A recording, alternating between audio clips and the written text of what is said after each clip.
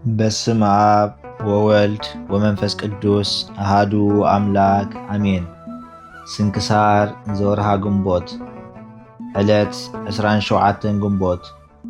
በዛ ዕለት እዚኣ አባ ዮሐንስ ናይ እስክንድርያ ሊቀ ጳጳሳት አዕረፈ።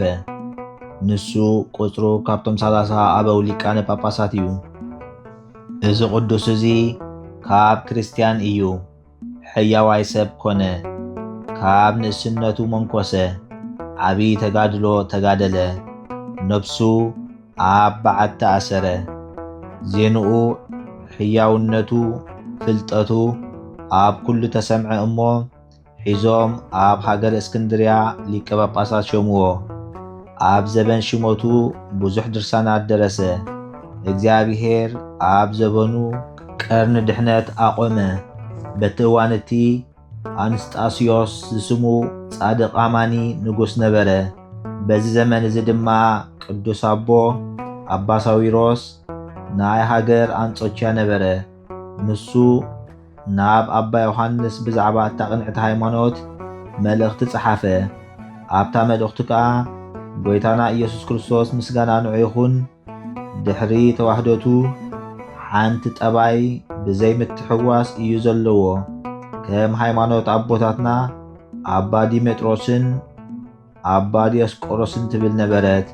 አባ ዮሐንስ ከዓ ምስ ኤጲስቆጶሳቱ መልእኽቱ ተቐበለ። ብዛዕባ እቶም ተፈላልዮም ዝነበሩ አካላት ናብ ቦትኦም ተመሊሶም ሓደ ስለ ዝኾኑ ንጎይታና አመስገንዎ። ካብኡ አባ ዮሐንስ ከዓ ጸጋ ዝመልአ ቃላት ናይ መልእኽቱ መልሲ ጸሓፈሉ። ብዛዕባ እታ ቅንዕቲ ሃይማኖት፣ ብዛዕባ ሓደ ህላዌ ተዋህደተ መለኮት ናይ እግዚአብሔር፣ ብዛዕባ ንወዲ እግዚአብሔር ስጋ ምልባሱ ብጠባይ ሰብ ምስ መለኮት ሓደ ዝኾነ ብዘይ ፍልልይ፣ ብዘይ ምድብላቕ፣ ብዘይ ለውጢ ክልተ ዘይኮነ ሓደ ዝኾነ ነቶም ንጎይታና ዝፈልይዎ ኣወገዞም።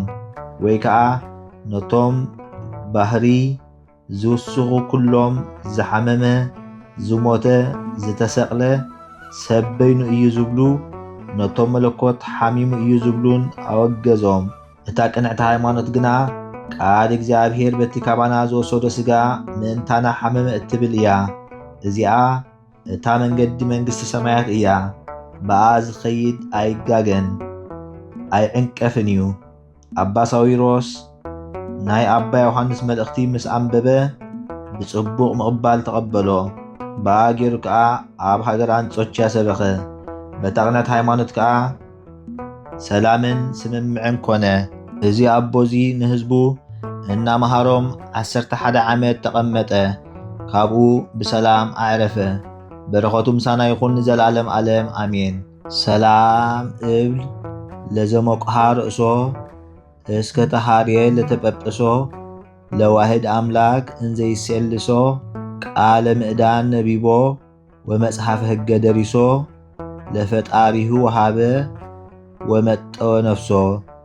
ሰላም እብል ንዝኣሰረ ነብሱ ክሳብ ዝተሓርየ ንተጰጵሶ ንሓደ አምላኽ እናሰለሶ ቃል ምዕዳን አንቢቡ መጽሓፍ ሕጊ እውን ደሪሱ ንፈጣሪኡ ሃበ ወፈየውን ነፍሱ።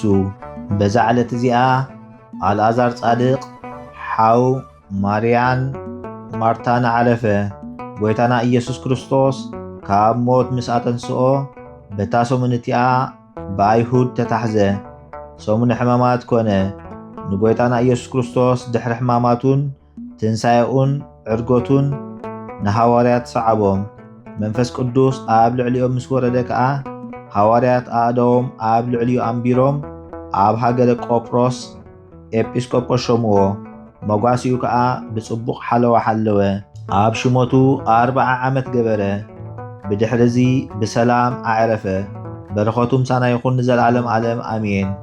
ሰላም ለአልዓዛር ኤጲስቆጶስ ዘተሰይመ ረቡዓ መዋእለ ድህረ በመቃብር ተሃትመ ኢየሱስ ክርስቶስ ድህረ አንስኦቶ ቀደመ ምስለ ሙታን እስከ ያነስኦ ዳግመ በዛቲ ዕለት አይረፈ ወኖመ። ሰላም ንኣልዓዛር ኤጲስቆጶስ ዝተሾመ 4 መዓልታት ኣብ ውሽጢ መቓብር ምስ ተሓትመ ኢየሱስ ክርስቶስ ንምትንስኡ ዘቐደመ ምስ ኩሎም ምዉታት ክሳብ ዘተንስኦ ደጊሙ ዳግም በዛ ዕለት እዚኣ ኣዕሪፉ። ዕለት 27 ግንቦት እዛ ዕለት እዚኣ መዘከርታ ስቕለት መድሓይና እያ። ሰላም ለመቃብሪከ እንዘከርያ ኣእሚቆ ጠቢበ ዮሴፍ ምስጢረ ሃይማኖት እንተ ኣጽሓቆ ኢየሱስ ክርስቶስ በደመ ርግዘትከ ደመ ኣጽድቆ ህጽበኒ ወኣጥምቀኒ ከመ ሃናንያ ኣጥመቆ ለሐዋርያ ጳውሎስ ናፈቆ ኣርሂቆ። ሰላም ንመቓብርካ ዝኹዓታ ዓሚቑ ጥበበኛ ዮሴፍ ምስጢር ሃይማኖት ምስ ኣትገሀ ኢየሱስ ክርስቶስ ብደም ርግዘት ደም ኣጽድቆ ሕጸበንን ኣጥምቐንን ከምቲ ሃናንያ ዘጥመቆ ንሐዋርያ ጳውሎስ ኣርሒቑ ጥርጥር ናፍቆ።